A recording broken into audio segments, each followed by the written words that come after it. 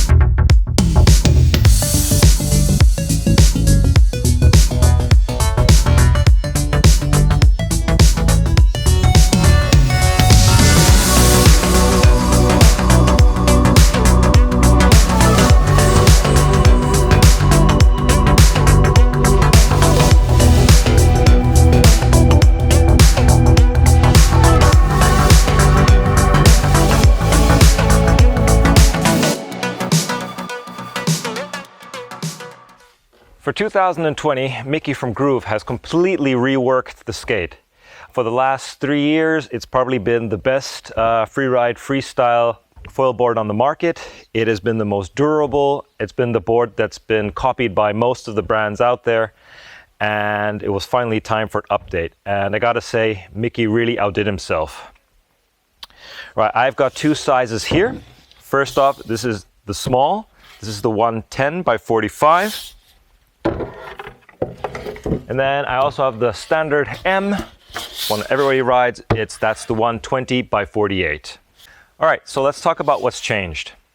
First of all, you'll notice that the outline is different. Most obvious thing, obviously, is the nose. If you have a look at the nose like that on the normal outline scale, it is more square. The old ones had a lot more rounder nose.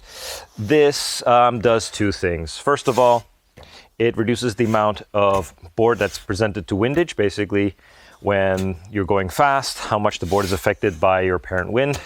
And also it catches the nose less when you're turning hard and doing tricks where the nose of the board can get closer to the water.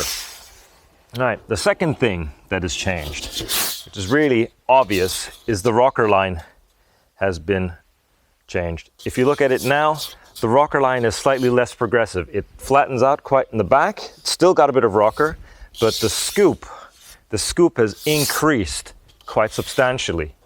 So on both boards, if you look at here on the 120 and the 110, if you look at here at the 110, you've got a massive scoop on there. If you compare this to the old ones, unfortunately I don't have an old one here at the moment. The rocker line is a lot more progressive. The nose doesn't go as high up out of this. So what does that do? That makes it actually really amazing to recover when you've messed up a trick. Especially now when people are starting to jump and then they're landing. If they don't quite land on the foil and the board dives, that just sort of bounces off the water, gets back flying. If you're wave riding, if you sort of purl in because you've pushed too hard on your front foot, boom, it just comes back up. Whereas the old one could have stuck a little bit more. And that's also combined with the new nose shape. It makes it a lot more forgiving for touchdowns. With the new rocker line, the question obviously is, does it come up as early as the old board? Yes, it does. The reason for that is they've actually flattened off the back slightly.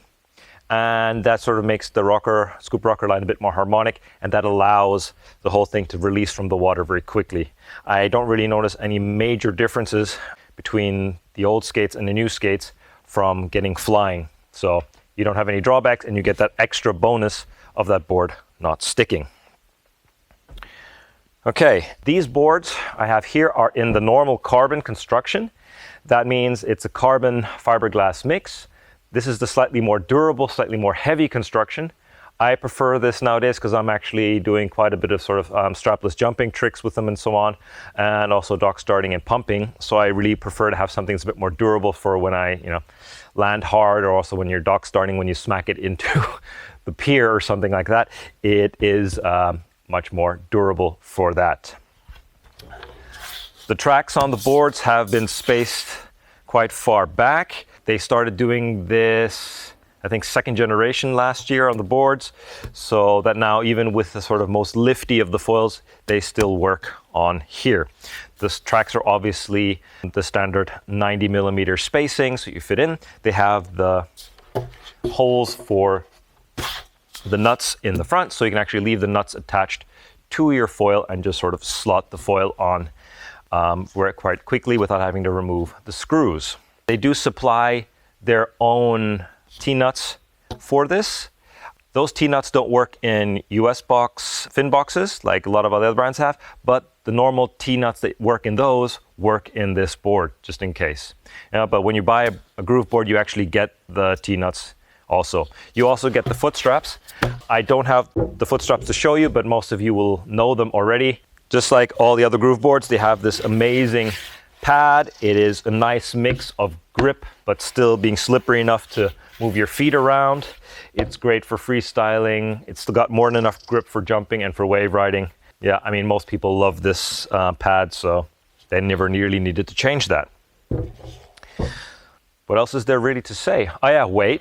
This carbon construction, the weight of the S is 2.85 kilos, and the M is just over 3 kilos. I think it was 3.09 something kilos. And that is quite light for this construction. Obviously, the full carbon, the naked carbon boards will be lighter. I've been riding this board for a couple of months. It survived really well. It's had a few encounters with rocks and the inside of my car, and it survived really well. I really love this green, but as always with Groove, when you order a board, you can choose whatever color you want. All right, if you'd like to know anything else about the Groove boards or any of the other products that I ride, just dump it down in the descriptions below. And if you haven't yet, please subscribe to the channel. That's really appreciated. And as always, have fun on the water. Rock on.